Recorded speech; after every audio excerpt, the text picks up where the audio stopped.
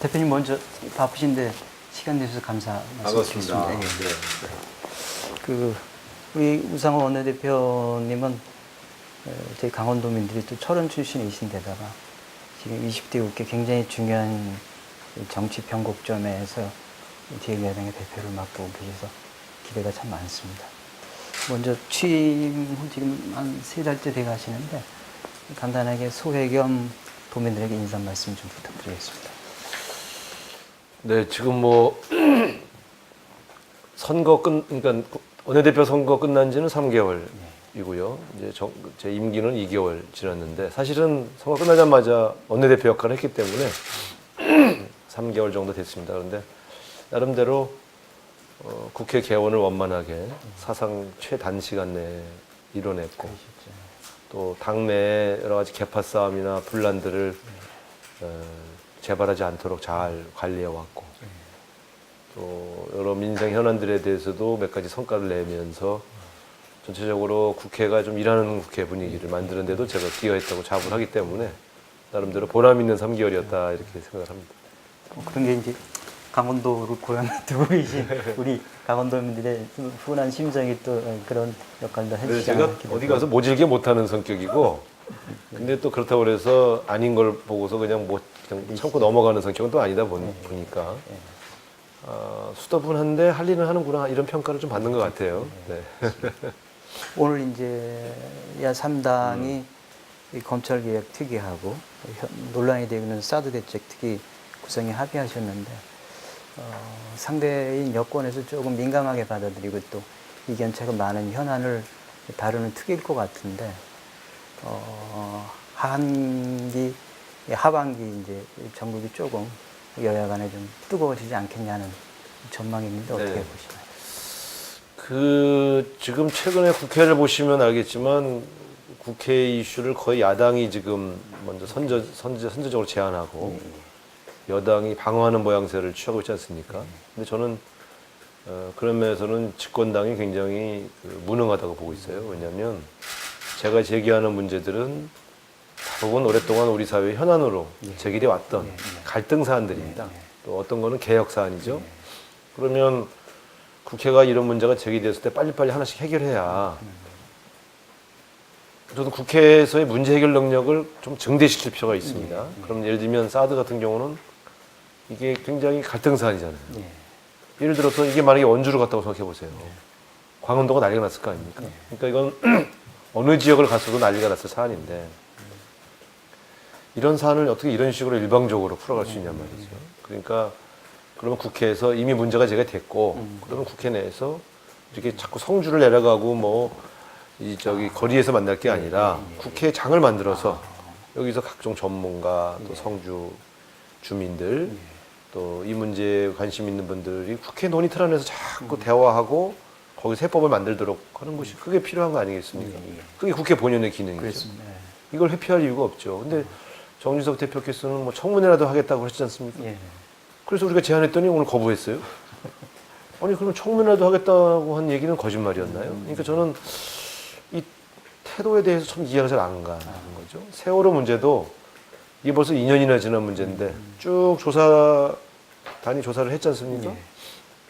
근데 해보니 시간이 더 필요하다고 그러면 당연히 뭐 몇 개월 더 보장하는 게 뭐 그렇게 야박하게 할 문제가 아니잖아요. 그래서 저는 이제 하나하나의 현안들에서 보면 합리적으로 대화하면 되는데 3개월간 이 문제를 꾸준히 얘기했어요.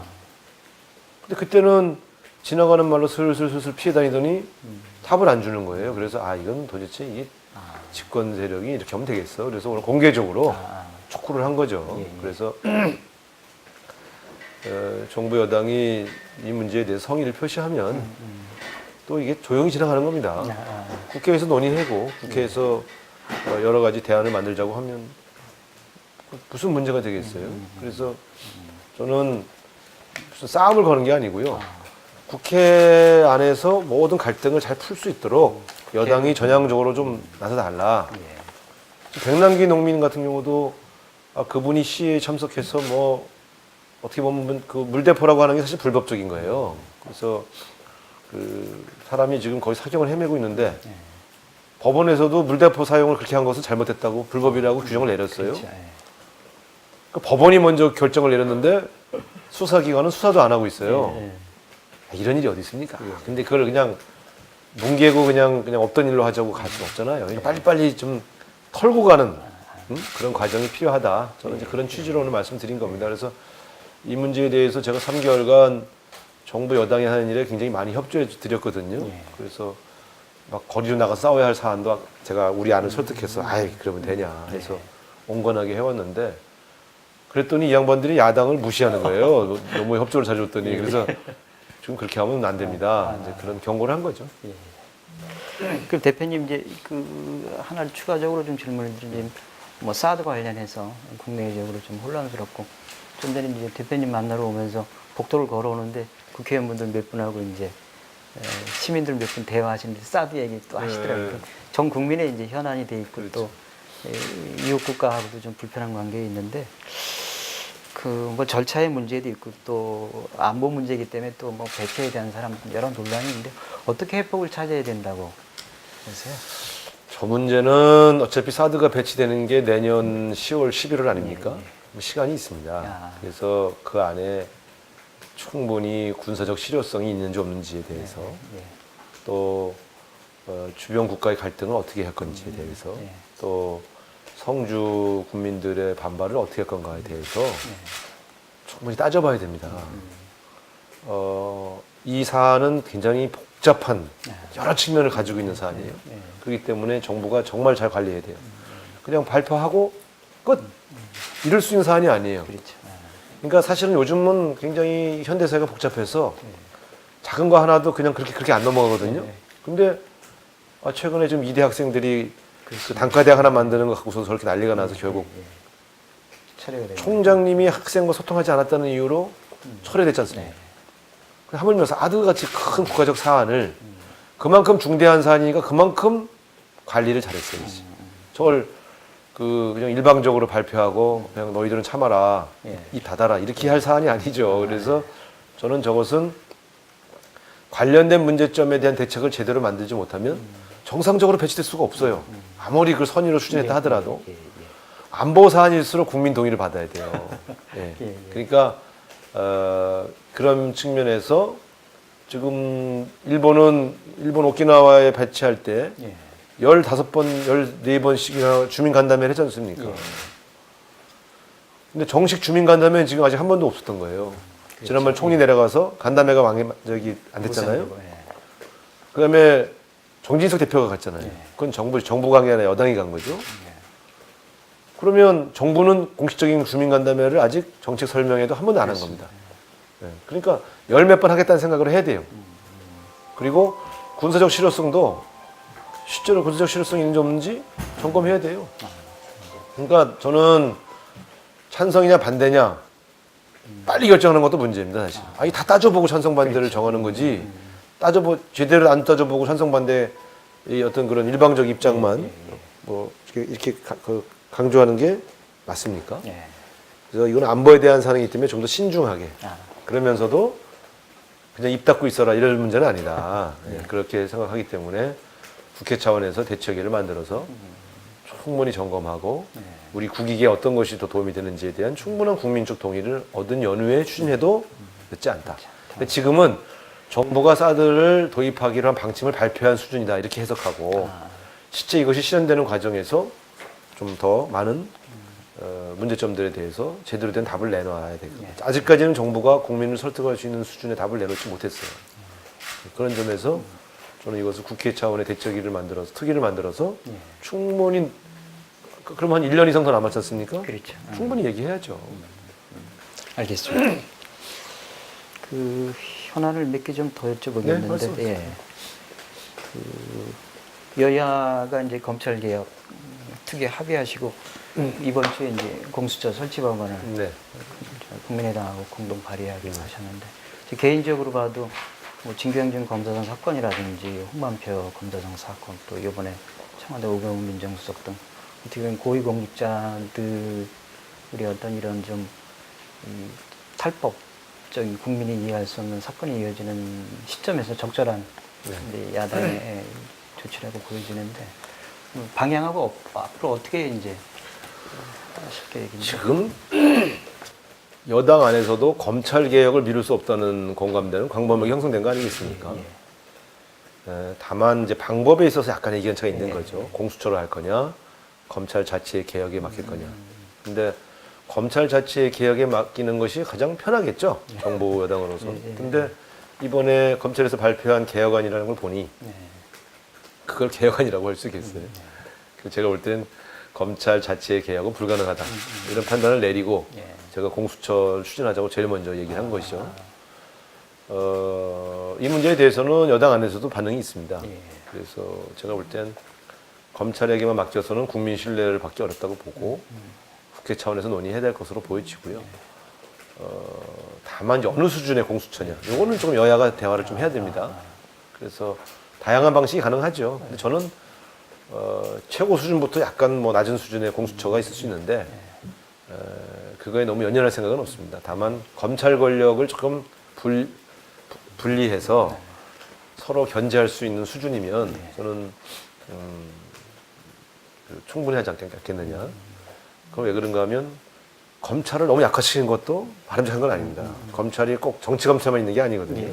그러니까 실제로 사기꾼 잡고 도둑놈 잡고 이 사회에 만연한 많은 범죄들을 잡는데 헌신하는 많은 검사들이 있어요. 그분들 위축시키면 안 되죠. 사회 범죄, 사회 악을 척결하는 일을 하는 검찰 본연의 기능은 강화시켜 주면서 그런데 지금의 검찰 시스템은 너무 권력이 상층에 집중되고 정치 검찰들이 활약을 하니까 저는 부패 검찰이 생기는 거예요. 지금 홍만표 검사장이 사실 검찰에서 얼마나 존경받던 분입니까?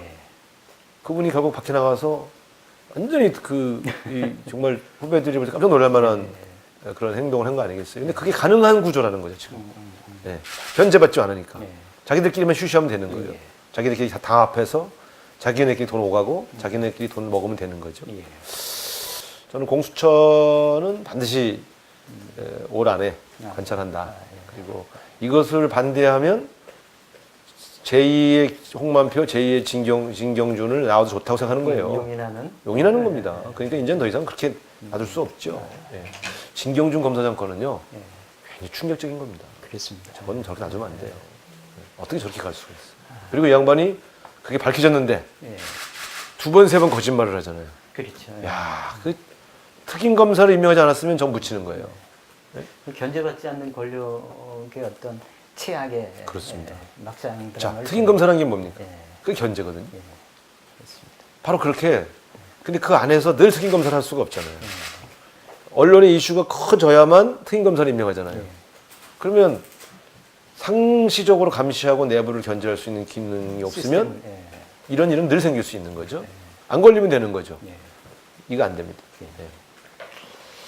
그리고 최근에 헌재에서 이 김영란법 합헌 결정 이후 이제 오는 9월 시행을 앞두고 있는데 뭐 우리 사회가 이제 투명 사회로 가는 방향의 어떤 중요한 결정이라는 데에서는 국민 대다수가 뭐 동의하고 있는데 이제 현장 경제 현장에서 이제 뭐 농업계나 축산업계에서 조금 이제 이러저런 걱정의 목소리를 하고 있는데 정치권에서 뭐 시행령이라든지 법도 준비 과정에서 좀 보완 논의가 활발한 것 같습니다. 그래서 제가 또 부추겼죠. 출발, 좀 모든 뉴스의 출발이 전데 그 김영란법은요 시행을 늦추면 안 됩니다. 이게 뭐냐면 우리가 과거에 그 노무현 대통령 시절에 정치개혁법을 만들어서 밥 사주고 술 사주면 50배 물렸잖아요. 근데 그게 실제로 돈 안 쓰는 선거 만드는데 정말 결정적으로 기여했습니다. 만약 그 법이 아니었으면 전 지금 국회의원 못하고 있습니다. 어떻게 10억, 20억을 써요? 저 돈이 어디 있어요? 전세 사는 사람이. 그러니까 근데 그 법을 만드니까 실제로는 정치권에 흐르는 검은 돈 거의 없어졌죠. 그다음에 동네에서 뭐 돼지고기 굽고 고무신 돌리고 이런 선거 없어졌지 않습니까? 일대 혁명이 일어난 거죠. 저는 김영란법이 시행되면 우리 사회 접대 문화, 그다음에 결탁 문화가 굉장히 많이 개선될 거라고 봅니다. 그런데 부정부패를 척결하겠다는 이 취지는 그대로 관철을 해야 됩니다. 그런데 선의의 피해자가 있으면 안 예, 되잖아요. 예. 그래서 제가 국회에서 19대 국회 논의할 때도 5만 원, 10만 원 선이면 그 피해를 좀 막을 수 있겠다 싶어서 그 정도 공감대가 있었던 거예요.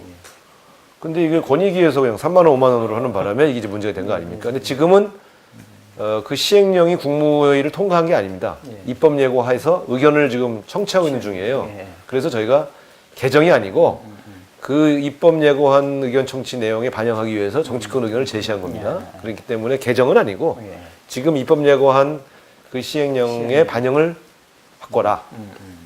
자, 그랬더니 또 일부에서는 야, 뭐 니들 한 끼 5만 원짜리 먹냐? 우리는 만 원짜리 먹는다. 저 오늘 점심 5천 원짜리 북엇국 먹었어요. 제가 제시한 건 주로 저녁 기준입니다. 그러니까 저녁에 상한선이니까. 자, 지금 돼지갈비가 보통 하나 1인분에 싼 데는 만 원, 비싼 데는 14,000원 받아요. 예. 그러면 그걸 기준으로 14,000원을 기준으로 하면 2인분 시키면 28,000원이에요. 예? 그러면 이 돼지갈비 2인분에 소주 한 병도 못 먹어. 지금 3만 원 기준으로 하면. 예. 근데 저녁 때 우리가 가령 친구들끼리도 예? 네. 지금 예를 들어 그 소갈비 같은 경우요, 양념갈비 같은 경우 뭐 쪼잔한 얘기 하나? 24,000원, 싼 데 가면 24,000원, 비싼 데는 28,000원. 예. 한우 같은 경우는 뭐 33,000원이죠. 그렇죠. 그러니까 이제 이게 이 김영란법으로 하면 선생님들 모시고 예? 그렇죠. 그저 저 우리가 저 학부모들이 사은을 감사하다는 마음으로 사은회 하고 싶어도 1인분도 못 먹는 거예요. 소갈비는. 예.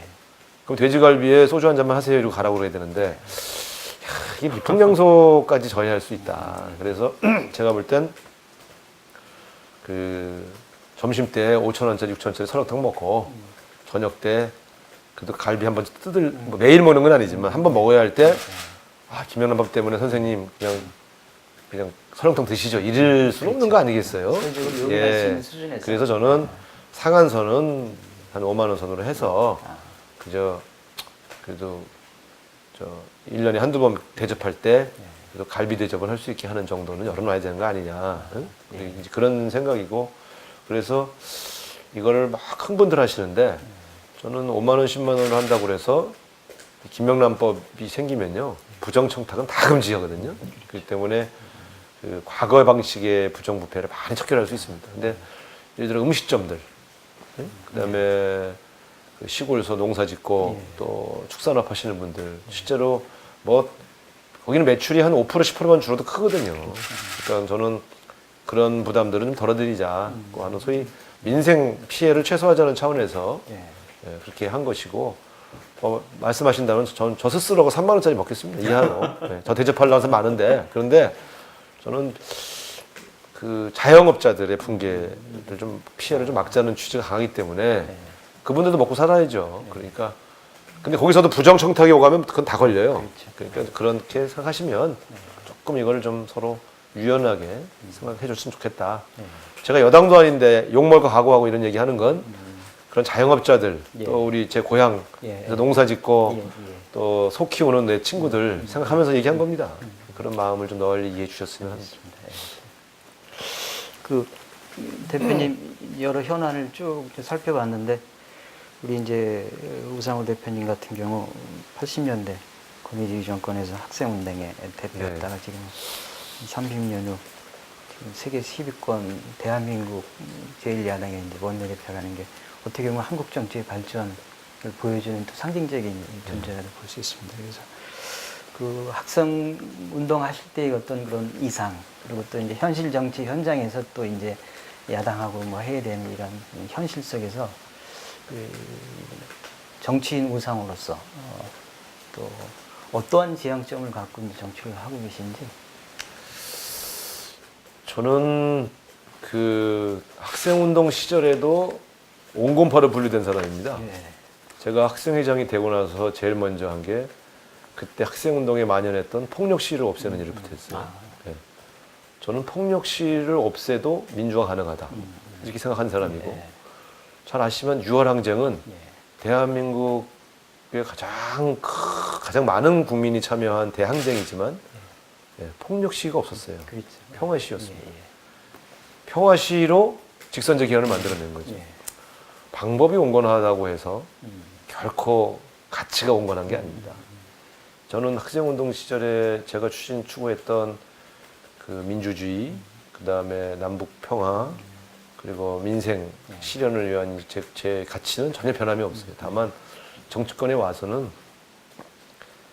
내가 생각하는 주장만 내세울 게 아니라 다양한 견해를 청취하고 그걸 조율하고 그래서 사실은 합의에 기초한 그러한 진전을 이뤄내는 게 민주주의입니다. 힘으로 누구를 굴복시켜서 승리하는 것이 운동권적 문화라면 우리는 정치는 대화와 타협을 통해서 실현하는 거죠. 가치는 같지만 방법은 달라져야 돼요. 그러니까 훨씬 더 밖에서 보면 답답할 수 있지만 그러나 합의만 이뤄낼 수 있는 정치력만 있다면 밖에서 할 수 있는 일에 10배를 할 수 있는 겁니다.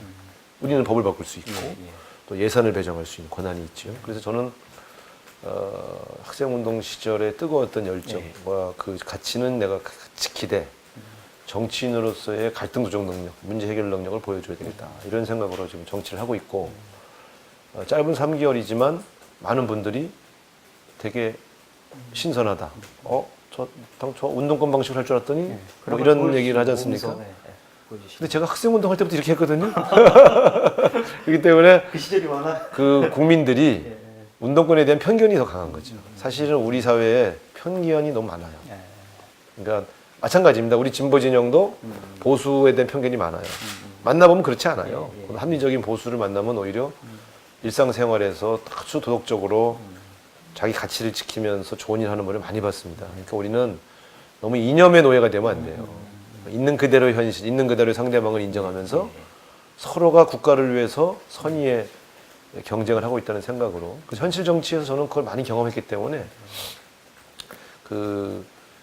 오히려 저 같은 운동권 출신이 훨씬 더 진보 보수의 이념적 대립을 최소화하고 훨씬 더 갈등을 조정할 수 있다 이렇게 자신하고 있습니다. 맞습니다. 좀 현안 얘기 좀 이제 마무리하고 내년 이제 대선 얘기를 좀 해보겠습니다. 정치 쪽에서 한 15년 가까이 이제 일한 기자 입장에서 봤을 때 아마 내년이 더불어민주당의 집권 가능성이 가장 높지 않나 이렇게 생각되고 또 이제 여당에 대한 4년 전에도 그랬어요. 여당에 대한 피로감 또 뭐 시중에서 이제 10년 냈으니까 이제 뭐 야당에 이제 이런 얘기들도 많습니다. 그래서 더불어민주당 원내대표의 위치에서 봤을 때 내년 대선을 어떻게 전망하시고 어떻게 준비하시는지. 저는 이제 제가 지금 농담처럼 말씀드렸는데 그게 진담입니다. 무슨 말씀이냐면요. 4년 전 2012년 대선 때 모든 언론과 모든 주변 사람들이 이명박 대통령의 인기가 최하로 떨어지고 있으니 정권 교체할 수 있는 최적기다 이렇게 얘기했어요. 근데 저희가 100만 표 차로 졌지 않습니까? 후보가 부족하지도 않았어요. 저는 문재인 후보가 박근혜 후보에 비해서 부족하다고 생각한 적이 없습니다. 근데 지잖아요. 그건 뭐냐면 이명박 전임 대통령이 인기가 떨어지고 잘못했다고 그래서 다음에 바로 야당한테 주지 않더라. 야당이 준비를 잘하고 야당 후보가 이 나라를 이끌어갈 만하다고 마음에 들 때만 넘겨주는 겁니다. 국회의원은요. 기존에 했던 사람이 잘못하면 바꿔주기도 해요. 대통령은 정말 믿을만하고 저 당이 제대로 정권을 잡아서 뭘 하려고 하는가를 제대로 전달하지 않으면 절대 정권 안 줍니다. 나라를 맡기는 일이기 때문에 제가 왜 원내대표를 나왔냐면 그렇기 때문에 반사 이익을 얻어서 이 나라 정권 교체하겠다는 그런 생각을 버리게 하려고 제가 원내대표 나왔어요. 그리고 원내대표 하면서도 이 악물고 지금 제가 하는 이유가 이 당을 수권정당으로 변모시켜야만 정권 교체할 수 있다. 그 열망이죠. 그래서 저는 내년도에 정권이 올 수도 있고 안 올 수도 있는데 그 관건은 더불어민주당이 수권정당으로 변모하기 위해 몸부림칠 때 그런 모습을 보여줄 때 국민들이 쟤들이 저렇게 몸부림치는 거 보니까 정말 나라를 한번 책임지고 싶어하는 것 같은데 한번 맡겨볼까? 여기까지 와야 돼요. 지금은 좀 바뀌네. 조금 뭔가 좀 해보려고 하는 것 같은데 이 수준이에요 아직은. 근데 이게 좀 더 가야 돼요. 더 가서 저 사람들이 정말 대한민국을 서민들이 좀 잘 살게 하고 좀 먹고 살 만한 나라, 좀 편안한 나라를 만들고 싶어서 정말 준비 열심히 하는구나. 맡겨도 될 만한데 까지 만들어야 돼요. 그러려면 이 당이 더 노력해야 돼요. 그래서 저는 거기에 달려있다. 내년 대선은. 저절로 선거 되지 않는다. 다만 보수 정권 10년에 대한 피로도가 높아지고 있고 또 보수의 해법이 서민 경제를 해결하는 해법이 아니었구나. 보수는 유능하고 경제에 유능한 줄 알았더니 사실은 나라 빚은 더 늘고 국민들은 더 살기 힘들고 일자리는 더 없어졌구나. 이건 지금 깨달았죠. 그런데 그렇다고 해서 아무한테나 줄 수 있습니까? 더 힘든데? 그러니까 우리가 믿음직한 수권 정당으로 가야 됩니다. 네. 기대하겠습니다. 그 고향 얘기 좀 네. 하겠습니다. 우리 우상호 대표님은 서울 와서 정치하시면서 어떻게 보면 진짜 어렵게 하셨을 것 같은데 강원도 사람들 적고 뭉치지도 않고 또 누가 옆에서 지켜봐주는 사람도 없는데 단기 필마로 광야에서 진짜 제일 야당 원내대표까지 오셨는데 그 어린 시절의 꿈이 무엇이었는지 하고 네. 고향하면 지금도 이렇게 머릿속에 스쳐가는 추억이 있으시면 좀.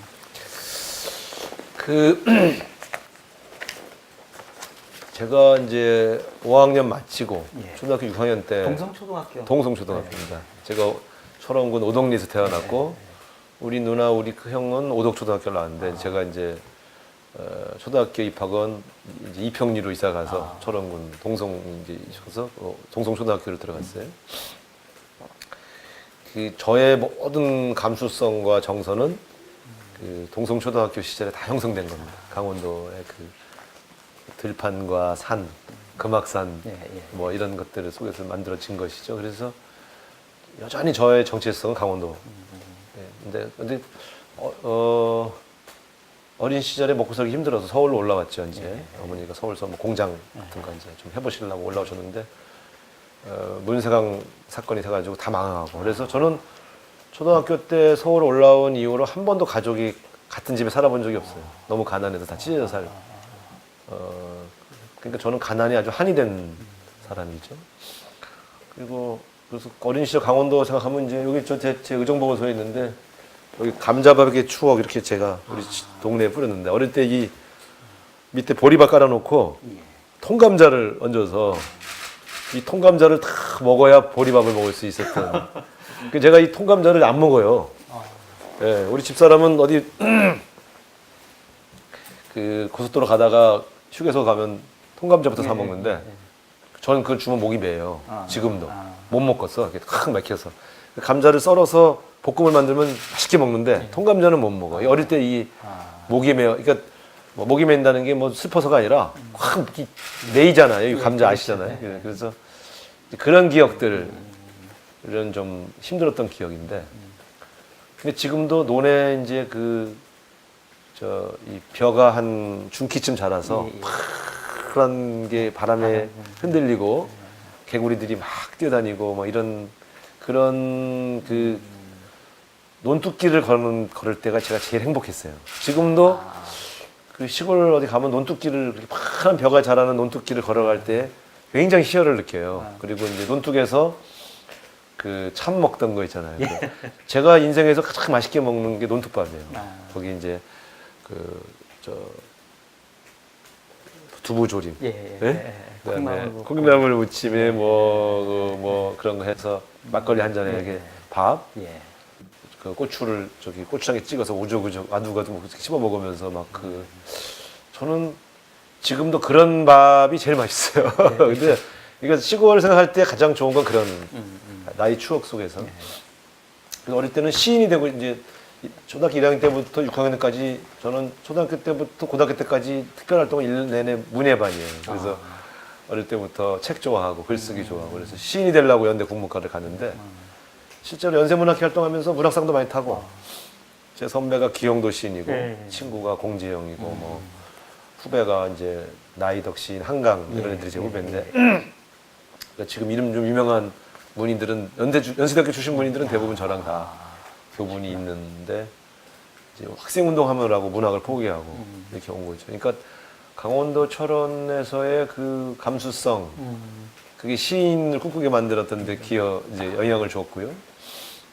또 그런 순수함이 아마 또 학생 운동을 하면서 나의 신분 상승에 대한 이해관계로부터 자유롭게 만들었던 동인이었던 것 같아요. 그러니까 지금도 정치하면서 사실은 이렇게 문득문득 저한테 강원도 기질이 있는 걸 느껴요. 야.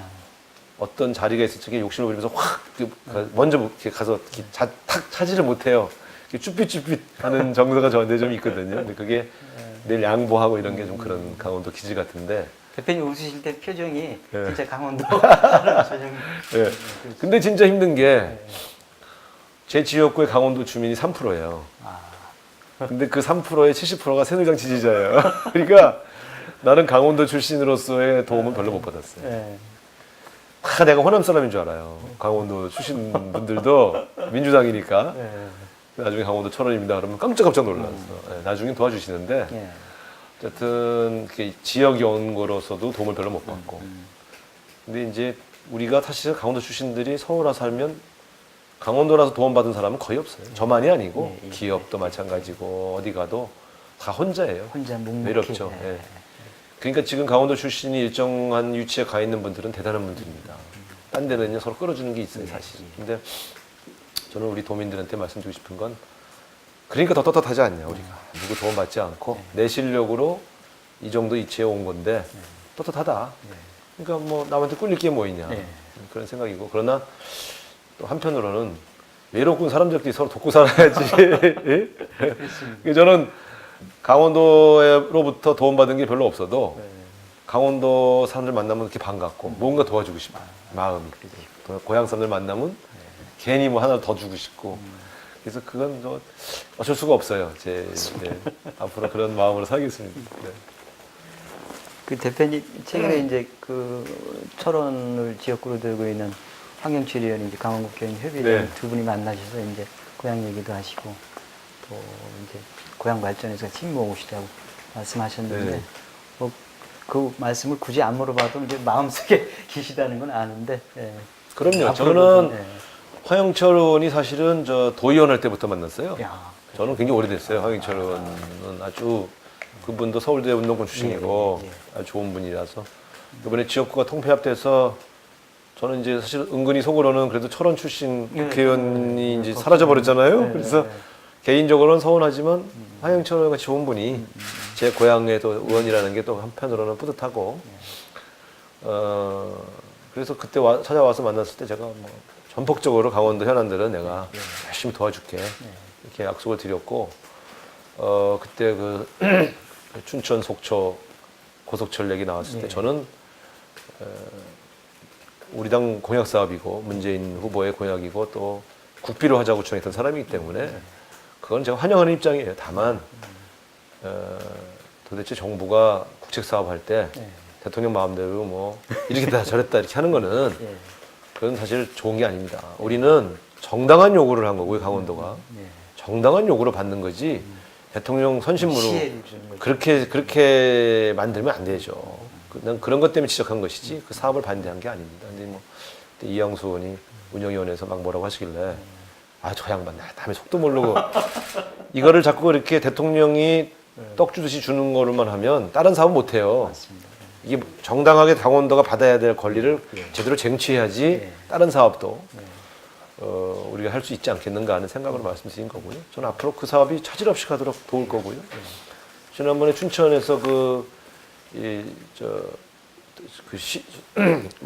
기초원님들이 오셔서 현안 춘천 말씀하셨을 적에도 아니 할인을 30% 해주기로 한 걸 15%를 갖고 깎는다 그래서 그런 일이 어디 있냐. 그래서 점진적으로 한 5%씩 내려간다 그러면 그건 또 몰라도 그래서 그게 지금 이제 잘 타협이 돼서 대표님도 네. 주문하셔가지고 5%로. 네, 그래서 5% 정도면 되지 않겠냐 이렇게 했더니 그거 받아줘갖고 그러면 또 초도청도 또 면이 있으니 그렇습니다. 한 5% 내리고 그 정도면 우리 또 시민들이 또 그걸 받아 양해해 주시고 또 근데 더 중요한 건 그러면서 그게 사실은 상봉에서 끝나니까 청량리까지 좀 이렇게 징편도 하고 그것도 뭐 대책을 세웠죠. 계속 얘기할 거예요. 그래서 제가 그거 좀 챙겨보라 그랬어요. 그리고 우리 조정식 우리 국토위원장한테도 내가 얘기를 좀 했고 우리 강원도 사안인데 좀 챙겨달라 얘기도 좀 하고 그래서 제가 강원도 우리 고향 문제는 여야를 넘어서서 좀 함께 할 생각입니다. 왜냐하면 이런 거예요. 그동안 너무 무대접이야.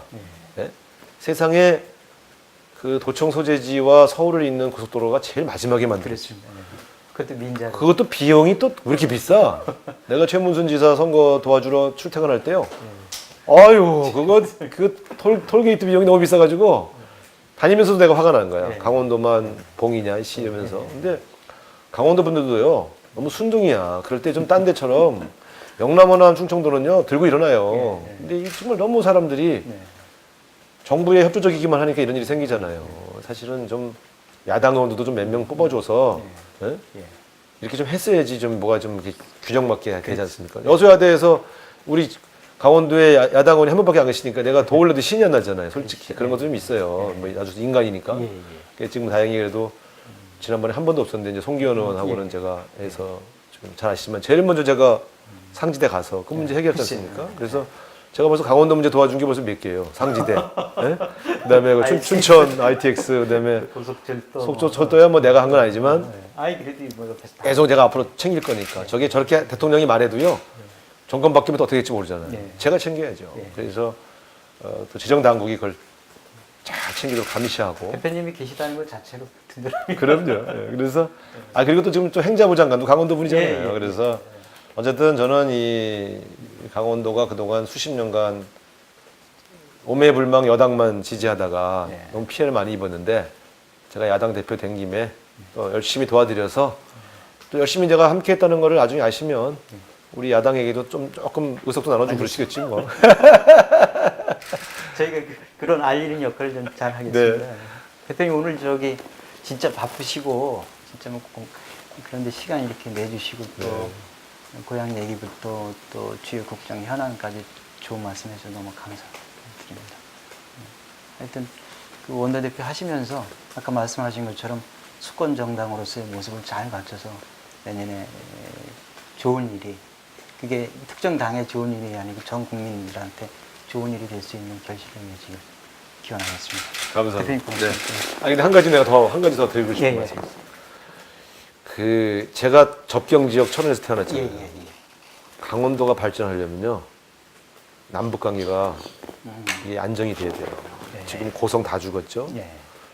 지금 뭐 박근혜 대통령이 그 DMZ 평화공원 한다고 그래서 저런 기대가 확 있다가 저는 보면 숙명적으로 지금 나라만 분단된 게 아니라 분단된 도가 강원도 아닙니까? 그렇습니다. 북한에 가서 강원북도 거기 갔더니 내가 북한에 가서요 강원 도당위원장도 만났어요. 그래서 우리가 남북 문제에 있어서는 너무 중앙당만 보지 말고 강원 도당 위원장께서 남쪽에 강원도하고 협력해야 된다 막 이런 얘기도 하고 내가 술 한잔 먹고 그랬는데 이 강원도가 다른 데에 비해서 더 우선적으로 남북 협력 평화를 위해서 더 전진적으로 나서야 됩니다. 우리 도민들에게도 그 문제가 강원도 발전에 얼마나 중요하냐. 강원도의 절반은 남북 평화를 통해서 발전시킬 수밖에 없거든요. 그 점에 대해서도 좀 관심을 많이 기울여 달라는 말씀을 드리겠습니다. 고맙습니다.